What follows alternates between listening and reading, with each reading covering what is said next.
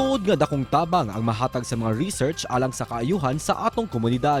Ilabi na kung daghan ang makabenepisyo ni ini, lakip na ang mga umaabot pa nga henerasyon. Usa sa mga naghatag og importansya ni ini mao si Belris Condor, usa ka research specialist 1 sa University of the Philippines, Cebu. Pinaagi sa gihimong research sa team ni Belriz, ilang gisuta ang kalidad sa tubig dinhi sa Sugbo. Ang maong pagtuon ilang gisumiter sa usa ka International Research Conference ngadto sa Bangkok, Thailand, din gipasidunggan sila isip Best Presentation Award 2022.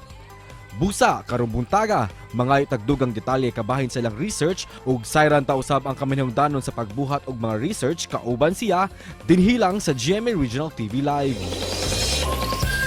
Kapuso sa spotlight atong ilailahon karon researcher sa University of the Philippines, Cebu, kinsa mid og isip Best Presentation Award karong bag-o ug unsa iyang gi-present makapuso nining prestihiyoso nga competition. Atong sayran gikan kang Sir Belriz Condor, maayong buntag.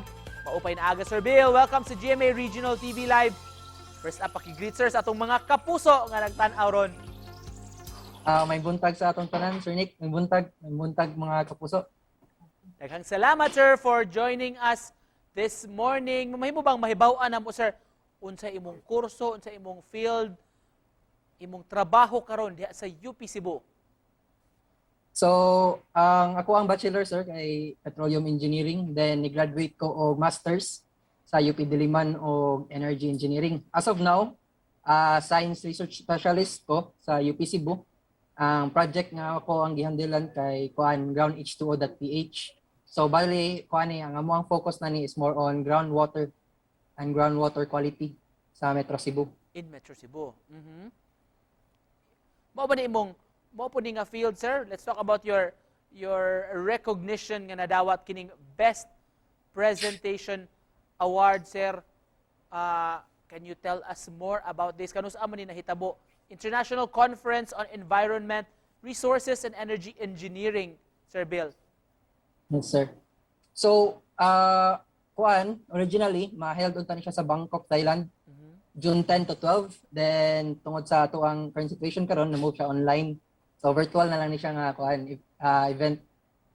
Pero more on kuan ni siya kana mga different researches about energy and environment.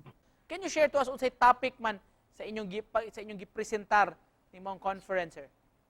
So ang atuang gi-present sa katong sa conference is more on groundwater quality monitoring. Among gi-identify asa ang mga dali masudlan og kanang tubig dagat nga mga areas sa Cebu. So nindot ni siya. Actually usa na siya sa steps para makahatag ta og nindot nga groundwater quality monitoring ug management plan para sa tuang kuan sa tuang area. So dako kani siya nga problema nga dapat unta nato hatagag solusyon. Unsa na estado sa ato groundwater diri sa Cebu sir?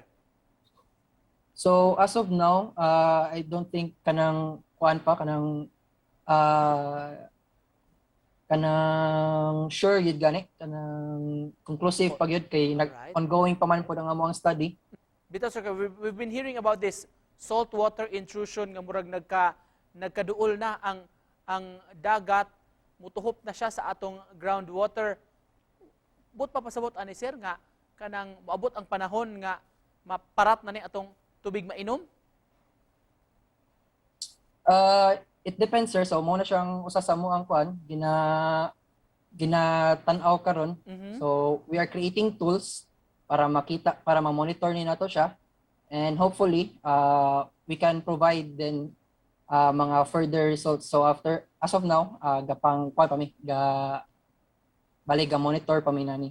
Unsa mga tools sir nga inyong gi-recommend to study this more? So for example sir kanang kuan ang among tools nga ginabuhat is in forms of for example maps. So maps nga makalocate asa mga pwedeng kuan asa na to very ibot ang atong mga monitoring sites.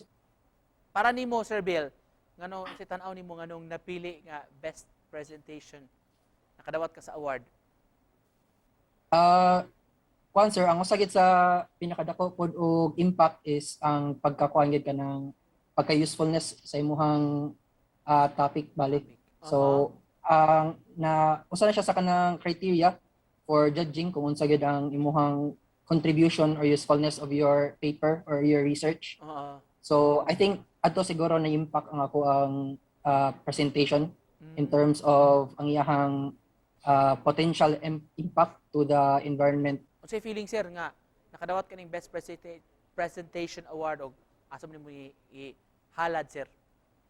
So medyo humbling siya nga kuan na experience, especially coming from a very small research team in Region 7. So nindot siya nga award. Para nimo nganong importante nganong kinahanglan man sir nga hatagan tog pagtagad ang mga concerns sa atong community, of course through science, through research. So I think para lang sa ako, in my opinion, nindot jud nga makig-coordinate with our academe, so atong mga universities. Daghan na sila mga kuan, daghan og mga ways to leverage the scientific mga kuan, mga funds for science and research.